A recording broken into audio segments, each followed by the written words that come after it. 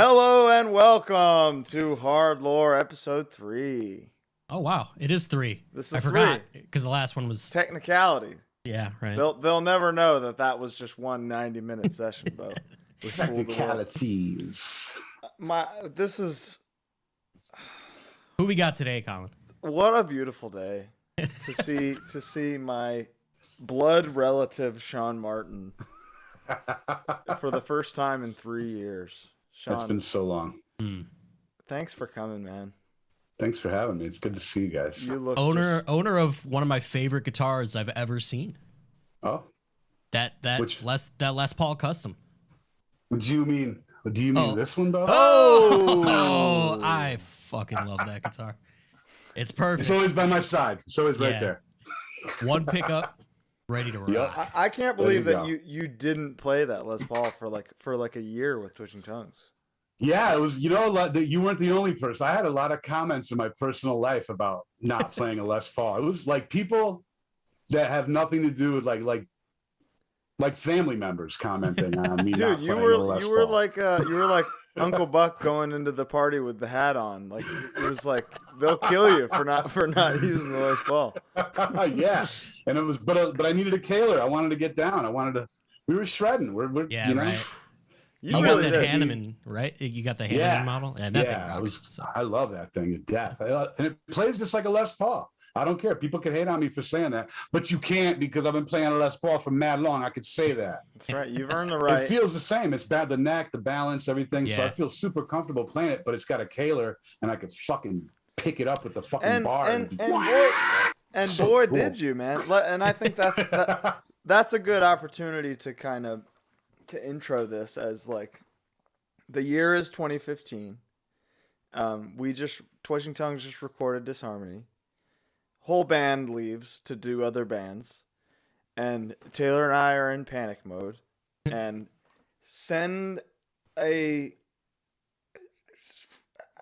don't even know what to call it. It was just an email that was like It was a cold email for sure. I might as well like to us. I think Taylor sent the email, so like Sean Martin as a guitar player is the first live musician I ever saw, and you and I have spoken about this. Like Yes. my first experience seeing live music was seeing Hatebreed, Oh, really? I didn't Yes. know that.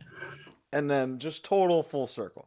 So You really got. I feel bad. I'm so no, sorry. No. no. This It's is such a bad thing. And then it cuts to us in some van in Europe. And I'm like, you little shit. boy, does it. But Taylor sends this email that's just like, yeah, I emailed Sean Martin, but like, I guess we should start looking at like realistic things. And then like a week later, you were like, yeah, I'll do the tour. And then, and then 2 days later, you were like, yeah, I'll do the other tour. And then 2 days after that, it was like a Lamgo ad mat of like, Sean Martin, he's back. Return of the King. Yeah. Never met, Yeah. but we just knew, you know? Oh, that's crazy. Dude, I it was- assumed you guys had known each other. Never met these guys. I just said we had a lot of mutual friends though, and like Yeah, it was yeah. definitely. And I liked the band. I thought Twitching Tongues was great. I thought it was obviously something a little different at the time, and like and then I knew dudes that knew them, and it was just like I was like, yeah, I backed them, and it was funny because I tattoo, and I was working at a shop in Massachusetts with Jamie, who plays drums for Death Threat, and I was working at his shop, and a bunch of cats came through on tour. Like dudes from Misery. The Misery in Austin was playing with them, and a bunch of people. But anyway, a bunch of people came through the tattoo shop, and I went to the show afterwards, and I was kicking it, and I was talking to people like that I met that night that were in some of those bands and stuff.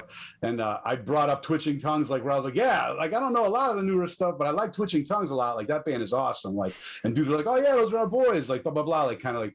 And then the next time I saw a couple of those dudes, I was in Twitching Tongues. Like it was so great. Like, and it wasn't like it was completely organic. I just felt really. I don't know, man. Anybody that has the balls, I don't mean it to sound like that. It's not like you have to have balls, but like anybody that's just like, fuck it. I don't think it's out of line. Like I'm not like fucking Yngwie Malmsteen, but like Anybody you're- that's just but- like, I don't but- know this person, and I'm just gonna fucking ask him to fucking do a Yeah. tour for us. Sean, I'm like, respect. Like, yo, what's up? I'm down. Like, fucking doing fucking infinity symbols over here for a living. Let me fucking. Sean, you are my Ingve Malmsteen. That's, Aw. that You'll make and that's me what I'm cry. trying to say is like, I'm not the first live musician I ever saw was a guy who 20 years or what 17 years later I was in a band with. 70 years later. No. I think for me that would be like Fat Mike from NoFX joining Harm's Way. See, That's what it would be for me. that's my Sean Martin. But then like we spent 5 minutes together and it was like, oh, like, Dude, it was instant. it was instant.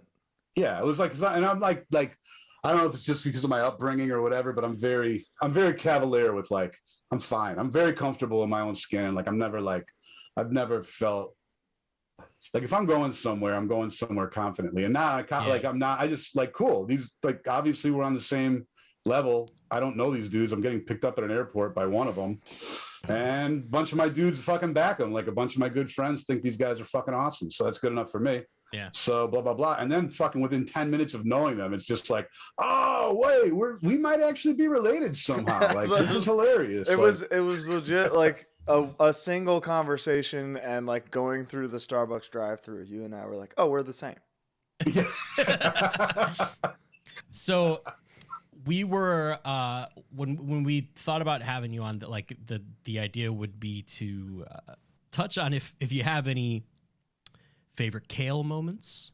Oh man, And- I feel like we gotta say that's the grand finale. Today. Oh, is that the end? Kale. Fair 'Cause- enough. What can I say? Kale? Yeah. Kale saying, Life with Kale is my favorite Kale moment. There's a lot. shout out Kale if you're watching this. Shout out Kale. And I mean that with all the love in my heart. I imagine he is watching this. Kale played drums in Twitching Tongues, Ghost Main, Misery, all these other bands.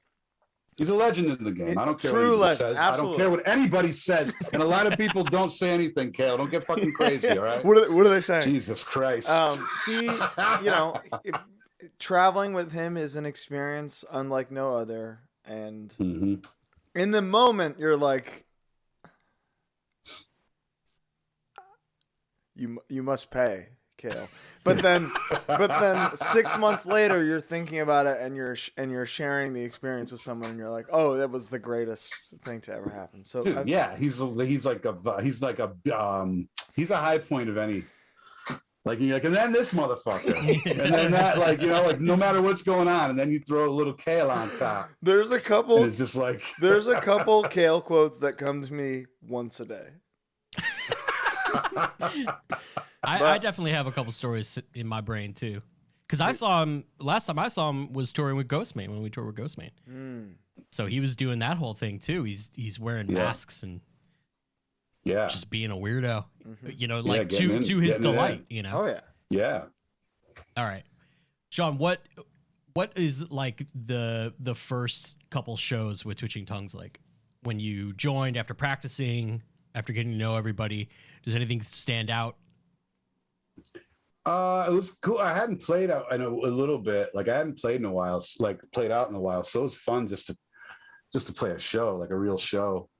Because it hadn't been, honestly, it'd been a while since I did Hatebreed, and then I was in Kid Cudi for a while, and that was like fucking arenas and shit. Right. Like not even talking shit. Like it was just really good to play a fucking show, like a real, like where I come from type. Even though it was in LA, like just a lot of good friends were there, a lot of people I hadn't seen in a minute, and this and that, and it was cool. It was the first couple shows with Twitching Tongues was great on a lot of levels, just because I felt great to be playing again in that atmosphere and in that genre, if you will. And it was exciting, and I didn't really know these guys, but I had a great connection with them right away, and everything just clicked musically. It just felt really good. And the shows were fucking crazy and awesome, and it was just great to be back in like my natural environment. It felt, and I'd been away from it for a little bit, maybe a couple of years at that point. Yeah. So, Colin, do you remember what the shows were or tour was? Yeah, it was the Disharmony record release shows, which is just insane. Before those, we did the music video. Right, the music video. Yeah, which is The hilarious. blood, Because and I filmed that in Connecticut at the graveyard by my house. Like that's so great. never met. Oh, when that really? We happened. never met. Made a video together before we ever met. Yeah, Wow. that's That's cool. we remoted him in, but we did the Disharmony video with the old lineup, and then like a month later had to do the video for the second single with this new lineup, which was Anthony, Sean, and our beloved Kale. And the rest of us are just playing in this one room while Sean is at home in the graveyard 70 feet from his house. And it was awesome. It was like I just ran what you shot like through this. I recorded it with the camera that we shot the other stuff with. You guys had an actual VHS camera, and then you I know you did some actual lo-fi awesome shit, which rules. And that video to this day is like one of the most fun I've ever had. Like creating. Yeah, the video's great, and it was so cool. And that was I gotta say, like, that was it was really great. I was really it felt really good to be being in a creative zone, and I didn't even know you guys yet, but it felt nice to be included in that aspect at that point, because I was like, whatever, I don't even know, like I wasn't like being like dismissive about it, but I hadn't met anybody yet, but I technically had joined the band without meeting them anyway, so it didn't matter. So like, yeah, we'll do the video and everything, and I was pumped on it. Like I was like, this is fun as fuck. This awesome. is like the kind of shit. Like I felt like, and no disrespect, my boys, all my dudes, every band I ever been in, everybody I collaborated with are still my good friends, and everything's all good. But it was fun to like be in a band, as dumb as it sounds, with like dudes that were like a lot younger than me and who kind of taking the piss out of stuff a little bit, but like dead serious, and like it was just the energy was really good, and I was like, fuck, I'm fucking kind of psyched about this. This is like, I got my wife filming me in a graveyard playing guitar. I'm like 85 years old. I'm like, this rules. I fucking love this. Like, it's fucking, but it was like so cool because we made it happen. And when those dudes put it together and showed it to me, I was like, oh, these dudes, all right, they got their shit together. Like they're making it happen themselves. Like that was really impressive. I wore a leather jacket in a pool, brother. Yeah, it was. I was so great. I was letting you know right away. That's still your picture when you call me, I think. And who's floating in the pool? Is it Brody or is it Anthony? Anthony. Kim hit him with the frying pan. And that's right. Yeah. Oh, that video was great. But yeah, and that was fun. And all my dudes at home were stoked. Like everybody was really happy. Like they were pumped that I was like fucking gonna play again. So like whatever. So, I wasn't never totally retired or anything, but like I was kind of just going deeper into doing tattooing and like kind of not really worrying about I didn't even care at that point. You were born to play guitar. Yeah, thanks. Of course. Hey. And I feel like down the road when we got to do Gaining Purpose and we actually made a record together and you got to flex your solo muscles, it was like, aside from the Converge song that you played on, it was like, no one knew I knew how to actually play. Nobody knew, and it was like, oh, you're actually unbelievable at guitar. There's that clip in the stop it. There's that clip in the in like the Metal Blade making of, where Sean, you accidentally hit a harmony. Oh yeah, that ended up becoming part of the song, and it's fucking awesome, but it's just it's not, obviously happy accident, whatever, but it's the realization on your face when everyone goes, whoa, Yeah. I was like, oh. Yeah. And that happened constantly.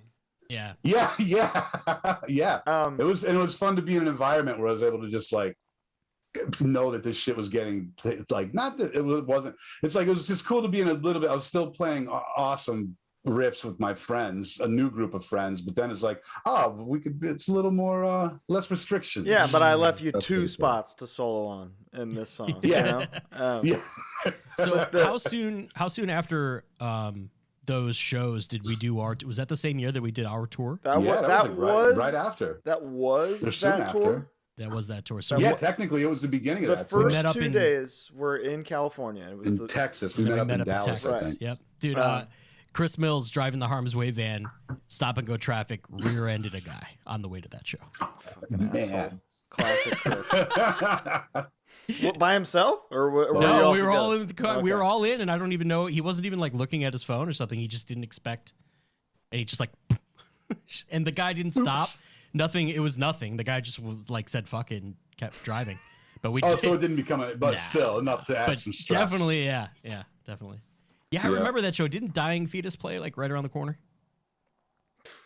Oh, I don't know. Oh, yeah, I think they did. Yes. Yeah, or some. Yeah, I think so. No, there was something else going on right around the corner. Was it Dallas? Yeah, it was Dallas in a Yeah, room it was Dallas, and there was some other show going on. Like when we were like, "Oh, great!" Yeah. Like, yeah. I was like, that was kind of the whole vibe of that tour. Was like, oh, there's another show going on. That was great. Yeah, I mean, oh, right down the road. Yeah, all right, perfect. Yeah, that tour. So there was also Disharmony had come out and Rust had come out, and there was like a joint headlining record release tour, and it wasn't great. Wasn't great. And that was kind of that set the tone of just like us playing Disharmony songs to begin with. It was like, oh, we shouldn't play these, and no, it's not. Yeah, it ain't working. It happens. It definitely happens. I mean, it's the same. We play one Rust song these days. But you could play more Rust. We could play more, but it's the same kind of. We like the other stuff better. It happens. And then like just you gauge who's doing what to what song, and it's like okay, guess we got to do other stuff. Yeah. So yeah, we were in Texas, and then we kind of went towards Florida. We played an off show without you guys. Didn't we play the skate park on that one in Tampa? No, maybe I'm getting a couple of them confused. We played there a couple times, but I can't remember now. But yeah, and then I really can't. Yeah, I know we started in Dallas, and then we made our way west. It's all a blur. We started together in Dallas. Yeah. But I can't. And then it ended in Chicago. I think it felt like kind of an uneventful tour because of just the lack of good shows. I can remember a couple. I could definitely remember. Dude, do you remember North Carolina? No, it was in Raleigh, North Carolina, and it was a huge room. Raleigh.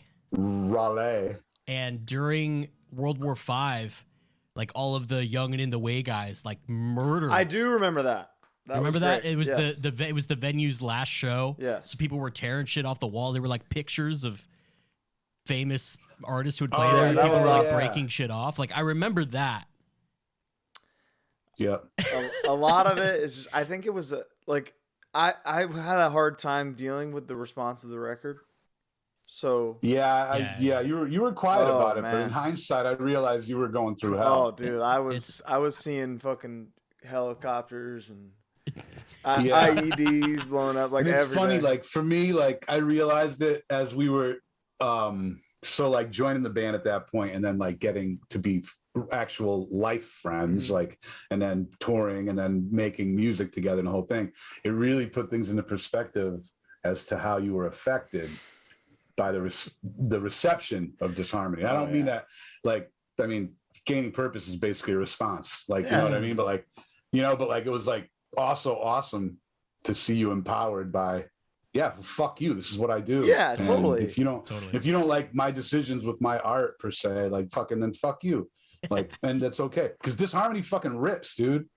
Like, I wouldn't have joined the fucking band if Taylor sent me that record and I thought it sucked. And that, I remembered that, and it would be like, oh, okay, Sean likes it, so. Yeah, like what? Like, but I don't have some critical agenda. Like, I'm not trying to be cool, and I'm not like, no shit talking or anything. But like I was like I'm not trying. My opinion is just honest. You know what I mean? It's like, these dudes fucking, this shit is sick. I want to know what? Like, this fucking riff is wild. Like, listening to shit back, rewinding, like, yo, what the fuck? Like, I was psyched on it because it was really heavy. And I understand I also understood that it was a departure from the sound that you guys were known for, which made sense for me in my mind to kind of slide in if it was going in that direction. Yeah. Like, I was like, fuck, these are fucking wild ass riffs. Like, sick. They are. And it's like, we kind of were like, oh, should we not do that? Because of the response, it was like, oh, should we do less wild riffs? Right. Yeah, but like, not if that's what you want to do. Exactly. And that's what Gaining Purpose was. It was like, hey, let's just do what we want to do and not worry. It was cattle decapitation, by the way, not dying fetus. Just remember. Yes. Another thing I remember is playing in Cleveland at that bar. Oh yeah, now that's class. Now that's class. Yeah. And being in the basement And Sub-Zero. But suddenly I found myself alone in a room with Sean Martin, who I just met on the tour, and Human Furnace. And, and they're just talking. And like one of my first tattoos is a ringworm tattoo. I'm a huge ringworm guy. That's great. So I was just like, oh shit. Dude, I have a great Furnace story. Oh, dude, he's the best. He is a great Furnace story himself. He just is one of the greatest people in all my life that I've ever met. Sorry. Isolation had just come out, and we were playing Summer of Hate in Cleveland, and we only have vinyl of Isolation. And I see Furnace, and I'm fucking young. This was like 12 years ago now, 10, 11 years. And so I go up to him, I'm like, hey man, love your band, huge, blah, blah, blah. My band just put out this record. Like, I'd love for you to check it out, And it's like noon on a Saturday, and I'm handing him a full LP, and he goes, thanks, man. You got any CDs? I just had to be like, no, man. And then on the post-human headliner, Ringworm was direct support, and I told him I was like, do you remember this? And he was like, nah, but you ever thought 10 years later I'd be fucking opening up for you? I filled in for... Dude, exactly. Perfect. There was a tour that was Nails, Bitter End, Ringworm, and New Lows, and I played drums for New Lows on it.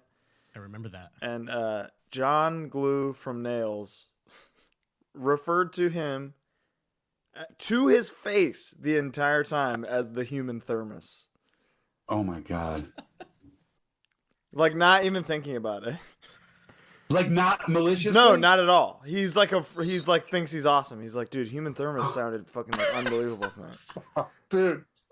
And like you and I met Human Furnace properly through you. Like at that show, the Cleveland show, that just all came back to me. Is eating Taco Bell at like 2 a.m. with Sean Martin and Human Thermos. The Human Furnace, Jesus Christ. Just being like, damn, this is pretty sick. But yeah, Human Thermos has stuck with me for 11 years now since that tour. I fucking love Ringworm. He liked it, so this is... Yo, he loves all. We call Hunan Furnace. There's been a lot of things. Fern is good. Fern, yeah. I don't think he liked that one, but it didn't stop me. Something I learned He's the best. Like, he really is one of the best dudes in all my travels, like meeting people from all over the place playing in bands. Like Furnace is like, obviously him and Three Gun are like still. Oh my God. Still like great friends of mine. Like, but like, man, like fucking so grateful that I got to meet them guys and become life friends with them. After doing those couple tours with Hatebreed that we did, and like I got to be friends with Frank. Like he and I, like, what a funny little friendship it is now. Like he and I just talk about Kiss all the time, and he'll just text me he'll text me like twice a year, and he'll just say like, "Hey, best friend, how you doing?" Something I learned very early touring with Sean is it's like, you know how you can like scroll through Wikipedia and get from like Apple to Vladimir Putin in like 3 clicks. Just There's like with talking to Sean, something will lead to this time me and Beatty blank. So like there's like a Sean Martin, oh yeah, this one time me and Chris Beatty story for like any when I say those any occasion. When I say those words to you, can you give me something? If just you, this time me and Beatty. If I say I don't know, fucking mason jar. Can you get me to a Chris Beatty story? I would say, yeah, this one time me and Chris Beatty were drinking moonshine out of a mason jar.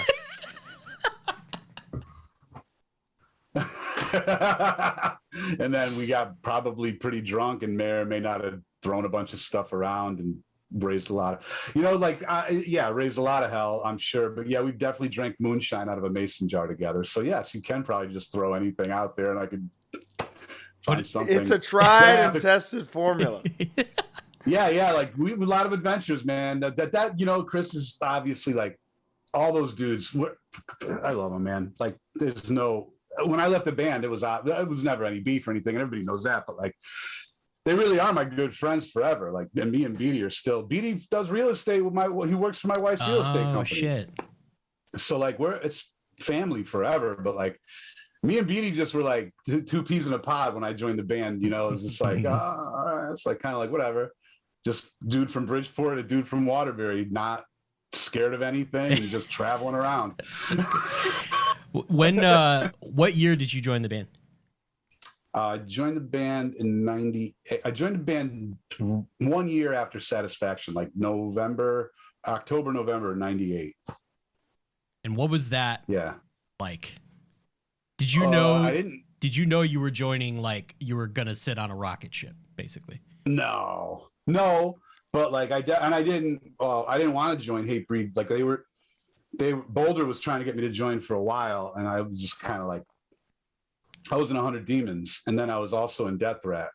So like, but I wasn't like, I was like a sub for Death Threat because again, my dudes, man, like fucking Aaron's to this day I don't speak with him that much, but only because we're old and living our lives. But like, fucking one of the best friends I ever made in my life. So I was always a sub for Death Threat at that point, and then I was in 100 Demons, so I was not unhappy. Right. I was just like, I was a roofer. Like, I don't know. I was just like fucking living a regular ass life, playing in these bands, having fun, playing shows and shit. But so Boulder was always trying to get me to join. Like, I found them when I moved, and I have like cassettes from my old answering machine of Boulder like talking shit to me. Like, oh man, that's, I know, so good. Like, I know you're listening to this. I know you're listening to your answering machine right now. Real while I'm leaving this message, you fucking asshole. Just join the fucking band. Stop being a fucking asshole. Like all this shit. Like, it's so funny. And then I finally, they asked me to do a tour with them, and they were able to like, they said, we'll be able to give you this much to do the tour. And I was like, yeah, all right, cool. I'll just do the tour and fucking, cool. We'll see what happens. I'm seeing a pattern. And then, yeah, right. It's like, it's kind of like how I roll in life. But then, I was in 100 Demons at the time, and those guys weren't too happy about me taking that tour. So then that kind of led to me having to make a decision. And then I just decided that if I have to make a decision, then I'll go with the people that aren't asking me to make a decision. It was that simple. So then I joined Hatebreed full time, and I was like, all right, I guess this is what I'm doing. Like, fuck. And then I was still roofing full time and like just being a maniac, like, just really living some wild ass lifestyle, roofing and just living in Waterbury, and then doing a tour with them, and like coming back and being on the block, and like where the tattoo shop ended up being for 20 years and stuff was this wild ass neighborhood in Waterbury that I always hung out in. So I was just always there, like hanging out, doing sketchy shit and fucking like then going on tour and roofing and like whatever. Like, and then we had a point, I had a falling out with the dude I was doing roofing with, and we had a tour coming up. And I was just like, you know what, man, I'm done with this shit. Like, I'm just going to like pedal the metal. Like me and Jamie had talked about it. We'd all talked about it, but it was like, let's just not come home. Like, by hook or by crook, we ain't going to make money on this tour, but if we don't come home, it don't matter. The budget will carry it, like, or whatever. Like, well, and we just said, fuck it. And we just started touring nonstop. And that's like how it kind of I got absorbed into it more. Like, I joined the band. I was good friends with those guys too. Like, me and Boulder were the dudes. Yeah. So like, it was like a thing where it was just like they were just another hardcore band in Connecticut we played with and we were friends with, and Jamie put on most of the shows back then. So like when I joined the band, and then I actually did that tour, and then all that shit happened, and we did a couple more tours, and then I was tired of roofing, and then all of us were kind of tired of what we were doing at that point. We just decided not to come home, and that's when shit started. We had a Danzig tour, then we had a Sepultura tour, and Sepultura took us to Europe. First time we went to Europe, Sepultura took us. Insane. Like, and just fucking it just went like, holy fuck. Once we were ready to stop fucking around and take it seriously, it was like the gods blessed us in terms of like the actual gods of metal, like blessed us by, hey, we like your shit, come do this with us. And yeah, sure, no money, like, let's do it. Like, fucking sleeping on the floor, sleeping on the side of the road, awesome. But fuck, man, we just got a Slayer tour. What the fuck? Yeah, like, shit. And so it happened really quick. Like, I joined the band. It didn't happen really quick, but like, I joined the band, and we were just doing shows, regular, local, and then hitting a tour. It was regular shit. And Satisfaction was out, and it was making noise. Yeah. But this is 97, 98, 99, you know, and then we were still just playing a bar and then getting a tour and playing a cool club and then this and that. And then like just regular, like Jamie would put enough shit together for us to make some money. And like, it was like, we were hustling and playing like regular hardcore, regular ass hardcore shit, but like on a bigger level. Cause Jamie was a real hustler, you know? So like, he was always getting us shows. We were always working. So it was cool. But like, then all of a sudden we're getting these tours and we're not making money, but who gives a shit? Because Slayer. Who needs the money? I'm fucking on tour with fucking Slayer. Yeah, totally. Yeah, like, or we're going on tour with Danzig. That's crazy. Like we did, you know, we did some cool stuff. We did Danzig Sam Hain reunion. Like, you know, like we did like, it was just like, we just got in and people liked us. And back then we were super wild. So like people kind of liked that about us too. There was a little bit of, we were a little wild style back then. There's we learned to calm down. So. How? Go ahead. Did like when in this touring process did you guys go, okay, I guess we should start working on another record? Because it's like a Michael Jackson Thriller to Bad type gap. It's a 5-year gap. Yeah, which is crazy. Like for most bands, you're trying to do a 2-year record cycle at most. Yeah, we were, you know, I can speak on the situation enough. Like I wasn't contractually obligated to anything, but the band was. Yeah. So we were just kind of like unhappy with the situation and we weren't willing to give in. You know? So it's like, say no more. Fine. We'll rock this then. Like, fine. And then when we made enough noise, we just worked our asses off and made enough noise to where we were important enough for someone else to come in and help us with our situation. Amazing. So, wow. Yeah. That really brings, that's like mystery solved. This is an ancient mystery. Yeah. Holy shit. And then Perseverance and Rise of Brutality are like back to back. So that was and we were writing and we were recording demos and stuff, you know, like here and there, you know, definitely. Like, but we were touring and just making noise, and we were just like, and I was just like, you know, like I just had faith in Jamie because he had a kid to feed, and I was just kind of wild. Like I was like, this is what I need in my life, you know, like whatever. Like I kind of want to play guitar. I fucking want to play guitar. I don't want to be a roofer. Drug dealer, like that's ridiculous. Like whatever, it's not ridiculous, but at that point, like I was just like it'll do. But, like it was just like I didn't want to do it anymore. Like, you know, so like I was just like, oh, this is fucking awesome. I just get to play my guitar, and then I come home and I can pay my rent too. Yeah. Cool. Like I mean, that's the dream. Fuck yeah. That's it. I'm good. Set. Done. I can do this. This is it. Thank you. Whatever it goes after this, I'll take it. But this is cool. So this brings me to my favorite Hatebreed Sean Martin video, which you and I have talked about in the past, Sean, but I got to bring it up anyway. And it ties into the guitar. It's Hatebreed playing Proven on Ozfest, I think. Somewhere in Ohio. Colin, you should be able to find it. Yeah, I'll find it. Easy. And during the pit part, the camera zooms out, and the pit never ends. Like the camera can't fit the whole pit into it, and suddenly it's just like bubbling, boiling water. And and you guys were a 4-piece at the time. Yeah. We worked for a few years. And playing, I mean, obviously you recorded it. You're super familiar with the riff, but like that's a riff. And one little fuck up on a triplet there, you know, like with a crowd like that, like I can't express how cool that video is to me because it's pure, just like awesome. Like it's so good. Thank you. Good. Yeah, dude, I got to tell you, man, I had a lot of moments in my life. I'm super grateful for everything, man. Like that's fucking so surreal. Like I always say, like I got a lot of great friends that are like my day-to-day friends that I've met through music, through the hardcore scene. And I just like really, I'm blown away, dude. I'm just some dude from Waterbury. I don't know what the fuck happened. Like it's sick. It's sick as fuck. Like I look at that stuff and I don't even believe that to me. Like I don't even fucking believe it. Like it's so cool. But at the same time, I'm kind of like a weirdo where I kind of wasn't impressed with it at all the whole fucking time. That's like, how it is, though, dude. Like I wasn't like cock. It's not about being cock. I was in such disbelief that I didn't take it seriously while it was happening. Like, I just got to go do this shit. There's how many thousands of people? Yeah. All right. Holy fuck, this is crazy. Like, you know what I mean? But like, you know, or you're just dead zone. Like, and there was a lot of times too, like, no bullshit. Like, not to get dark or anything, but I was drunk a lot too, man. Like, I was like, we were going so hard that I was just kind of like in a mode of like, I was at war all the time. Like, I was living my whole life to play that riff. Yeah. That moment of that night was the whole reason I existed. So like, I was like going out there in a feverish, anxiety riddled, angerish, like just losing my shit. And then I finally get to play the riffs and I feel settled down. Other than that, I could not understand what I was doing there. It was like weird as shit.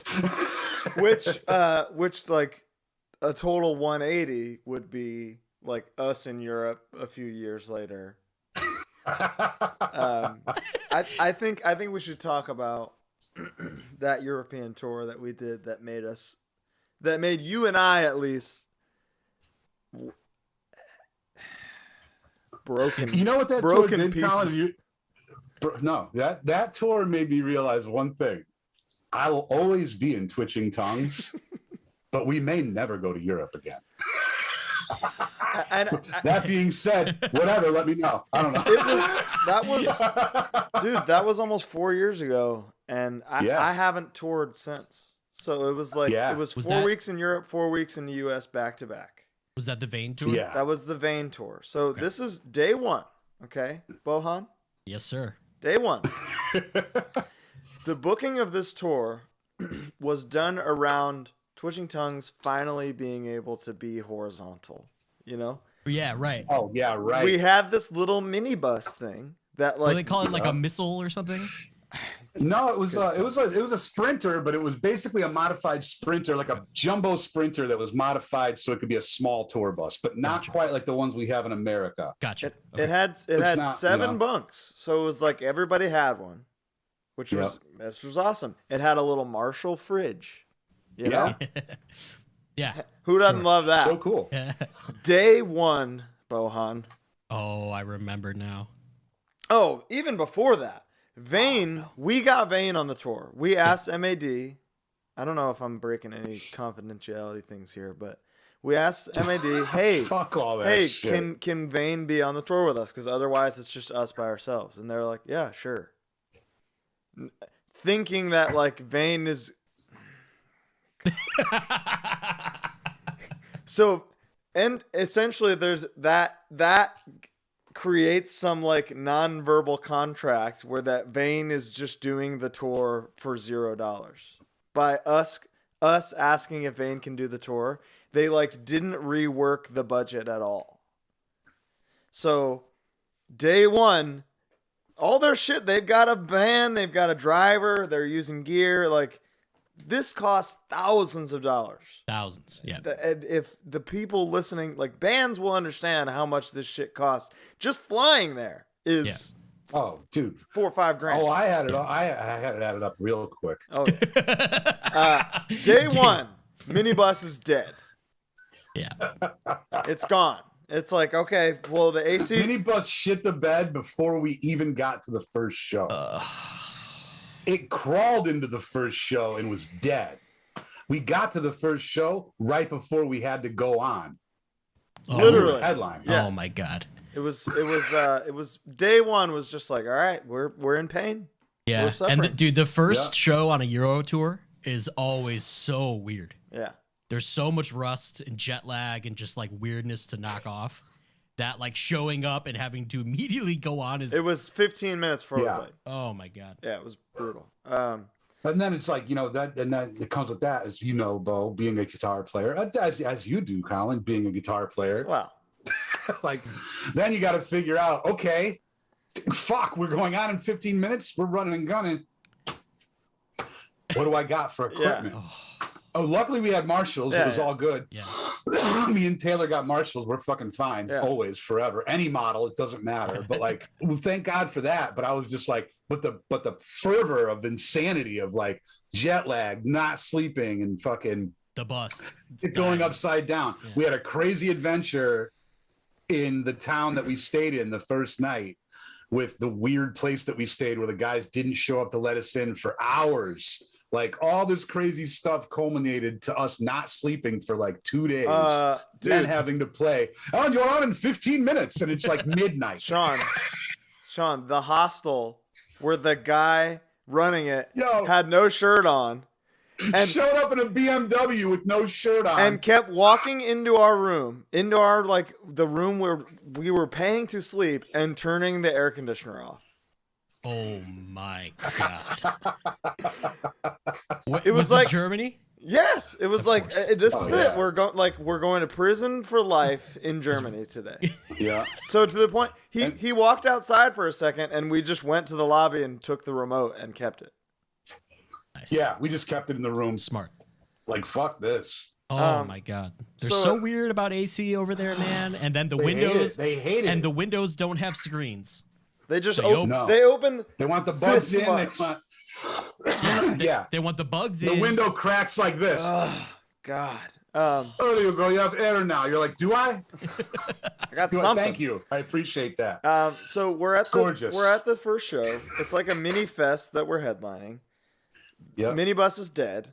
So the sprinter, Bo, the same sprinter comes and picks us up. The one from Hungary with the Norbit DVD in it comes and picks us up.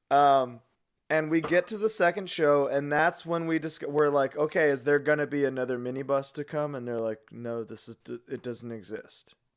And then they're like, oh, also, Vane's not getting paid at all. So how did you want to handle that? And we were like, what? Like we're in a German village on a mountain. Literally a village. Like a village. Not a town, not a city, not a town. A village. And or as they say, a village. A village. Taylor's screaming on the phone. And essentially what we worked out against all desires and hopes and dreams. Like this tour existed so that it was like, okay, I'll do it. If I can for comfort, if I can lay down, totally. You know, yeah, totally. And that's how it was sold to me. Yeah, right. Of course. It won't be that bad. It's not a bus, but also, whatever. I'm in it to win it with these dudes. So because we did the Persistence tour a year earlier on a bus. It was great. Yeah, of course. I'd never done that before. Changed my life. Oh, touring in a bus is a completely different animal. Speaking of bus and Kale. Yeah. At one point, this will describe Kale in a nutshell. Kale, I love you, but just listen to this. There's a top floor where all the bunks are, right? Kale and I's bunks are right across from each other. There's no window outside of the bunks. So we have the same view of the outside. I don't know where we're stopped, but Kale rips his blinds open. Colin. And I'm like, what's up, Kale? And he's like, are we at a gas station? I'm like, Kale, I don't know. I can see. Two things that I think of these two things, and I laugh sometimes just out of nowhere. I think of these two phrases. Are we at a gas station? And I laugh my ass off. The other one, that's my favorite. Yeah. Are we at the venue? This is in our van. When you're in a van that has windows everywhere. We're in America in the van. Are we at the venue? Motherfucker, I don't know. You tell me. He's like this. His window's right here. And he'll still just be like, Colin. Are we at the venue? Amazing. But that's Kale, and he's amazing, and that's why we love him. I got one on our tour. We'll get back to Europe, but on the co-release tour that we were talking about, we were playing in Montreal at like up 3 flights of stairs. I remember that one. Kale's playing. You guys finish the song, and he's like, "Wait a minute, like hold on, I can't, and there's like feedback. You guys are like, what's going on? And he's like, give me a minute. And we're like, oh shit, does he need water? Whatever. And he takes a hoodie. He's got no shirt on. He takes a hoodie. He ties it around his waist. 1, 2, 3, 4. And then we're going. His back was hurting. He needed a little support, man. Give him a break. Was this what a nut. Foofs? Is that what it was?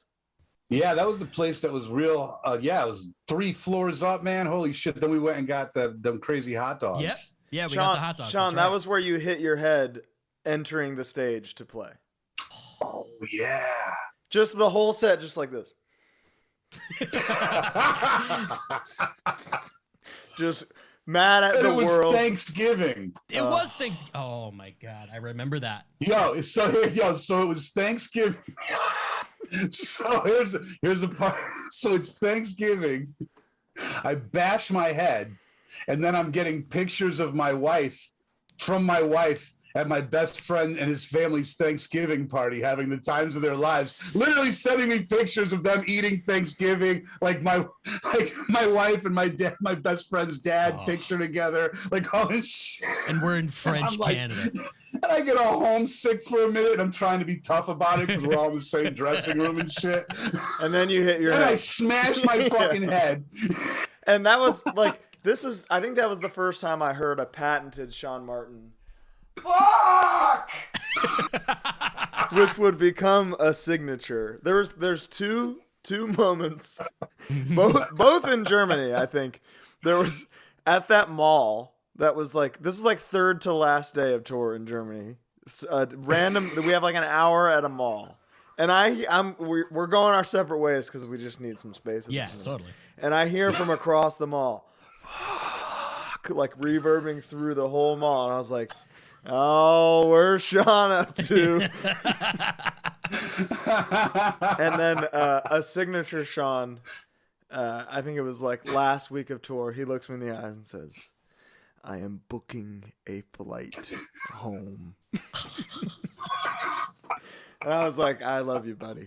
I'm sorry. I was like, you do what you got to do. I understand. Yeah. I'm sorry for everything. I didn't. He didn't book a flight home. Nope. He's the man. The man is a trooper. We had a broken AC on a summer tour one time, and he just existed until we bought. Taylor and I just bought a whole new van because that one broke, which is we're still paying for it. I think we got like 2 years left on it. So. Oh my God. Interesting time, huh? Haven't toured since. Yeah. Haven't. So it was the Euro tour and then the US tour, and that was it. Oh, dude. It was wild.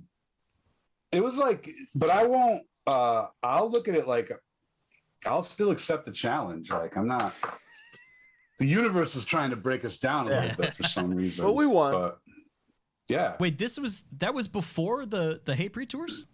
No, this was the last after? one. This was the last one. Summer 2018 was like when we were like. Oh, okay. It was collectively, I mean, we have Alec too, who is just like an adult. If an adult, but also like we're dead outside in terms of our reaction to things. Like Sean and I will be like, "This fucking sucks, fuck." Alec is just sitting there like this, and you just know he's like. In his mind, he's in Afghanistan again. I knew you were gonna say. He's, him and his squad is looking out for IEDs, and he's just sitting like. Oh my God. What? Were there any good European shows on that tour? Any highlights? Because we shit on crazy. Europe a lot. There's gonna be a theme on this show. No, we played a show with Hatebreed that was pretty sick. That was great, and Suffocation, and yep. What, we almost beat up Suffocation's sound guy? Yeah, there was a guy in Suffocation's crew that I guess was wilding the fuck out, but he decided not to. The band was lovely. Right. And they were great. I'm like a lifelong Suffocation guy, but somebody on the tour was being. Someone was mad at us for some reason, and it wasn't anybody in my former band that was headlining, so I couldn't understand it. Right, yeah. I was just like, yo, wow, that's funny. I know I'm the opener, but fun fact. Still part of the company. Yeah. Like, what the fuck? Yeah. Like, it's true. What is going on? Like, I walked in the dressing room and there was like shit had just cooled down, which I'm psyched about because it didn't escalate, but it was, There's yeah, someone was just mad. I think someone had a few too many drinks and they were a little bit just mad What about else is some dumb shit that didn't matter. I felt yeah. Go ahead. I felt bad because I was like, I love Suffocation. I'm like, I don't want. Yeah, we had a similar thing with Decapitated. They had they're Polish. They don't really know what's going on. I was on an at the Gates tour, and they had this fucking tour manager who was just like the whole time just like complaining about shit. He was like, I could be in Europe right now with Tesseract. Oh my god! And we were just like, all right, dude, and like Decapitation. This is before all the like controversies that they were later exonerated for, but it was before all that, and it was like I felt bad for them because they're just trying to tour, like they're just literally trying to do their thing. And dude, one night, this is a classic Chris Mills. We had the only thing on Harm's Way's rider ever is going to be water, Diet Cokes, and 5 sugar-free Red Bulls. That's all we ever really want, right? And we're playing. It's like a real tour because it's at the Gates and blah blah blah. And the tour manager had just gotten off a 2-year tour with Weird Al, Colin. 2 years? 2 years with Weird Al. I would do that in a heartbeat. She said. And I know that Sean would too. she was awesome. I forget her name, Rachel or something. But anyway, we're in Austin. We had our Red Bulls. Chris cracks one open, and this guy, the tour manager for Decapitated, is like, we're supposed to fucking share those, man. And Chris, knowing Chris is the guy who put in the rider and knowing blah blah, he sips it and he goes, ah. And the guy like walks out, mumbles, and he straight up is like, hey, fucking choke on it, man, and like walks out complaining. Shut up! I swear to God. And we mentioned it to the Weird Al chick, and she was like, and someone was joking like, I'm gonna stab that guy, and she pulls out, and she was like, here you go, pulled out a knife. She was down. Weird Al is down, totally down, no problem. Fuck yeah, Rachel, Michelle, she was great. I love Weird Al. So, dude, so I was playing Weird Al's band all day. Dude, I would like, other than my wife would be down too. If I was like, honey, Weird Al needs me, she'd be like, let's pack, let's get you out of here. Weird Al opening for the Spice Girls. Oh my, it was. My wife would insist that I took that gig to such an extent. Yeah. She'd be like, that is great. You need to go do that. A, get out of here. B, that's sick. But I do find a lot of times it's like the hired guns that aren't really a part of the band unit are the problematic ones. You know what I mean? But then you have like Kiss, who tours with Hatebreed, who is just like, he was lovely. Really? Oh yeah, he's great. And by the end, he's like asking you questions. He's like, do you have a cat? What is its name? Like, getting to know you. But sometimes, man, they could be like, I've definitely had a lot of experiences with that. They try to have a hierarchy or whatever of tour, and that's so whack. There's no reason not to be nice. We're all suffering. Yeah, there's a way to communicate, and I get that you have a stressful job or whatever, and that's from having been like, when Hatebreed was a headliner. Like when I was in Hatebreed and we were headlining and stuff. The tour manager's job, the objective is to get the headliner as many perks and this and that as possible and this and that, but like never at the expense of someone else or whatever. You know what I mean? Like we played with, like we did tours when we were like coming up and stuff that we witnessed stuff. We'd be like, whoa, that's fucked up. Like cutting local acts and just dudes swinging their dicks around or whatever. You know what I mean? Like, for lack of a better way to put it, pretty much that's what it is. But like dudes just being mad, whatever. They're having a bad day and getting yelled at about something. So the trickle down theory is like, the crew at the club and then the fucking opener and then the fucking band that's on tour with them are all going to get a piece of it because their wife's chewing them out at home or some shit. We learned it's so fucked up. I just be like, damn. We learned really quick on our we opened up for the Acacia Strain on a tour, and Mr. Bruce LePage was tour managing. And we learned real quick just to like be on time. That's the only thing that really matters. Just be on time. Well, that's the thing that matters. Like just have your shit together, have your camp together, be there. It's all business. As long as your business is straight, fuck around, do whatever you want. Yeah.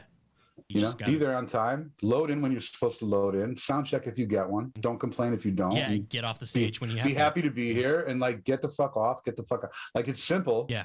but you know, it really was like, and trust me, we were horrible fuck ups. Like we were hilarious fuck ups. Yeah. Like, but we learned how not to be, and then, you know, but then if we were ever in a situation where someone was opening for us and it was, you know, obviously, how are you going to get mad at somebody when you were like the king of the fucking mess at one point, you know? Yeah. You understand what every younger band is going through, or what, you know, something breaks down or shit's real. That stuff's real. But it is funny, man, like the tour managers that like, whatever. Ugh. You know, I'll tell you a funny story, man. Please like do. real quick. I won't say any names and I won't even whatever, Yeah. but a big band that I had toured with when I was in Hatebreed had a tour manager at one point that definitely was a complete jerk. But you know, we didn't care. We were always just us, whatever, it's all good. It was definitely a jerk to a kind of like a little more so than normal, whatever, but all good. Life goes on. Years later, I don't know, I'm working for Cudi and I'm playing some like big college show in Connecticut, actually, and some big college thing, some whatever, and there's backline and everything, and the backline company shows up, and then the person that's the head of the backline is the person that was the tour manager that was a total jerk to me. Wow. Like, did you remember back in the day? Yeah, but you don't say forget. nothing. Yeah, but we there was a recognition. Yeah. And then I was just like, Yeah. I mean, excuse me, I want my Marshall cabinets next to each other on this show. Can you take them down? That's how you win. Yeah.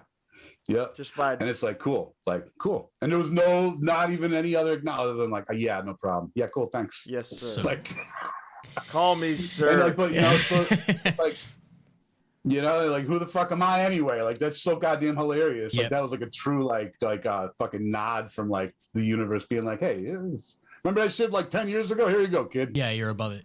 It's amazing. Yeah. That's so good. We're hitting the 1 hour mark here. Jeez. It flies goes by, man. It's where we have fun. We're just friends chatting, and then before you know it, the whole day's gone by. I have one more Kaleism that I just need to bring up, and Sean, I think you and I recently talked about this one. Is day one in Japan.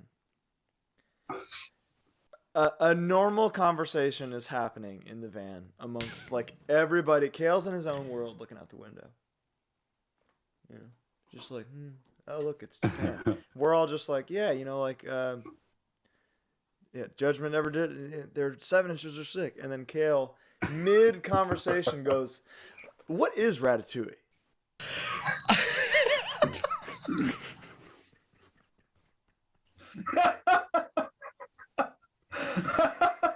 It was like it's a Pixar movie. And he goes, no, the food. Like, what is it? Oh my god, it's so real. It's so oh good. my god.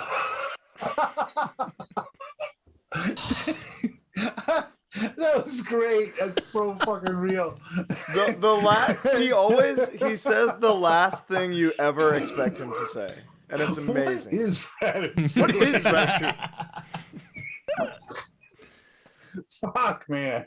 Like, you can't get mad at him, no matter how mad you get at him. right.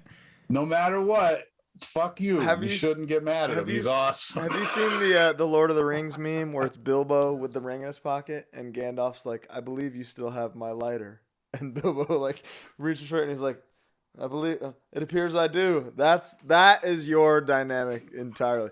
Where Kale will be like, Sean, can I have my lighter back? And it'll be the lighter he borrowed from you last time. Yes, 100%. Oh, I love it. I mean, I gotta have him. We gotta have him on the show. Yeah, fuck, that's a good idea. Yeah, man. He's got stories. He is the story. It's amazing. Yeah, he is the story. Is there a final tale or anecdote or thing you would like to leave with the world, Sean? Oh man, I don't know. Do you have a favorite, like a favorite show that comes to mind with Twitching Tongues or Hatebreed or Where Your Wounds or like anything, you know, that you played for? Just anything that where you're like, oh man, that was a good day. Yeah, I got everything like that. Definitely like it's a broad question, I know. Nah, yeah, but like getting to play like Ozfests and shit in Connecticut. Yeah. pretty consistently for like a few years, like 5 or 6 years, like type shit. It was kind of like a cool, that's pretty sick, man. Like to like Connecticut's really small. So like, and I'm from a certain part of it. So like, it was cool, like to be like, fuck, man, like we're just fucking smashing it right now. Yeah. Like, and there's like, you know, those moments were really cool. Like not a show in particular, but the Ozfests at home were cool because it just was like an accomplishment. You're getting the nod from like the heavy thing. Like, you know, like getting my brother and a bunch of dudes that he's in the union with backstage at an Ozzy show, basically. That's all it really is. My brother's playing with Ozzy. Like, don't matter what the fuck's going on. Well, you know, so like that's awesome. That kind of stuff was awesome. And then ironically enough, grand opening, grand closing, getting to fucking open the show with Twitching Tongues and close the show with Hatebreed, pretty fucking sick. That's awesome. That is very cool. Yeah, I agree. Like really cool place to be in. Like not weird, awesome. Like holy fuck, yeah, man, this is fucking sick. I didn't plan that. Nothing's planned, but like having the opportunity to like play with the band that I'm in, opening for my old band, and then playing the last 3 or 4 songs with my old band. It was just a weird, cool thing that I never would have thought would have happened in a million years, that I'm super grateful for too. Dude, so same. Like grateful is the term that comes to mind. When I just see that, I'm like, man, I'm watching the band that like made me fall in love with music, kinda, and like that. I'm friends with that guy. I'm in a band with him. Like that's a perfect way to wrap this up, I think. Yeah, that is absolutely full cosmic circle. That's beautiful. Love you, Sean. Thank you. Thank you. You're wonderful. Said. Gorgeous time. Thank you guys for having me on here. I love you too, Bo. You're wonderful. I'm so happy to hear from you, man. Yeah, man. I miss you guys a lot, man. Likewise, yeah. I hope we all get to hang out in real life again soon. Plug your apiary. Oh yeah, so check it out. We got the Martin Hives, my bee company. I don't make the bees. We got a honey company, the Martin Hives. You can just go martinhives.com. That'll take you to the link that'll take you to our store via Death Wish. And then I have a new thing. I have my own like little label and everything now via Death Wish, and I have like a store on there called Residual Effects. And like I'm just putting out all my like cool weirdo rap beat stuff, and then eventually a bunch of heavy stuff is coming out too. But once I get over my OCDs and can actually record guitars to where I'm satisfied with them by the time I'm 75, the heavy stuff will come out. Awesome. Yeah, whatever. So Residual Effects and the Martin Hives. Check that stuff out, and that's where I'm at. We'll make sure that's linked too. In the I got you covered, brother. Awesome. That was episode 3 of HardLore Stories from Tour. Thank you guys so much for joining us. Peace out. Hey everybody, do you want to be part of the next episode of HardLore? If so, we've got an email ready for submissions. Bo, take it away. It is notfesthardlore, all one word, @gmail.com. Send us stories through text, video. Be descriptive, be discreet, you know? Yeah. Because we don't want to get in trouble. Don't say names. Just be careful, but we want to know everyone's stories, regardless. Yeah, if you pissed your pants, I want to hear about it. So send us those stories. Bye.